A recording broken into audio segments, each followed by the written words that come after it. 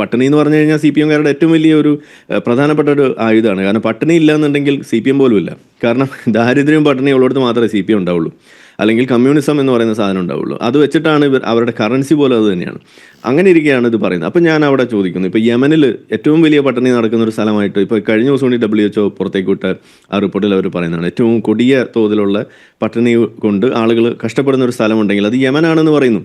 ഈ യമനെ കുറിച്ചിട്ട് എപ്പോഴെങ്കിലും ഇതുപോലെ ഒരു പട്ടിണിയുടെ പേരിലെങ്കിലും നിങ്ങളാണ് ഇറങ്ങിത്തിരിക്കുകയാണെന്നുണ്ടെങ്കിൽ അതിന് വേണ്ടിയിട്ടൊരു പ്രക്ഷോഭം, അതിന് വേണ്ടിയിട്ടൊരു ഇതുപോലൊരു ആവശ്യമായിട്ട് നിങ്ങൾ എപ്പോഴെങ്കിലും വന്നതിൻ്റെ ഒരു തെളിവ്, ഒരെണ്ണം, ഒരു പകുതി തെളിവ് ഇല്ല. അപ്പോൾ നിങ്ങളുടെ അജണ്ടകൾ ഇവിടെ വളരെ ക്ലിയർ ആണ്. നിങ്ങളുടെ പ്രശ്നം എന്താണെന്നുള്ളത് നമുക്ക് നാട്ടുകാർക്ക് മനസ്സിലാവുന്നുണ്ട്. ഇതൊരു നീലക്കുറുക്കൻ ഇഷ്യൂ ആണ്. അതായത് നിങ്ങൾ ഒളിപ്പിച്ചു വെച്ചിട്ടുള്ളൊരു വിഷയമുണ്ട്. അതായത് നിങ്ങളുടെ കൂടെ നിർത്തേണ്ട ആളുകളെ സന്തോഷിപ്പിക്കാൻ വേണ്ടി നിങ്ങൾ അവർ ഉന്നയിക്കുന്ന വിഷയങ്ങൾ തങ്ങളുടേതുമാണെന്ന് പറഞ്ഞുകൊണ്ട് നിങ്ങളുടെ ശത്രു നമ്മുടെ ശത്രു എന്നൊക്കെ പറയുന്ന മാതിരി അതൊരു പങ്കിട്ടെടുക്കൽ, അത് വെച്ചുകൊണ്ട് നിങ്ങൾ അവരുടെയും വോട്ട് കണ്ടെത്താൻ വേണ്ടിയിട്ടുള്ള ഒരു ശ്രമം. അതിനപ്പുറത്തേക്ക് ഇതിന് വലിയ ഡെക്കറേഷൻ ഒന്നും വേണ്ടെന്നാണ് എനിക്ക് പറയാനുള്ളത്. ഇത് നാട്ടുകാർക്ക് ഇന്ന് മനസ്സിലാവുന്നുണ്ട്.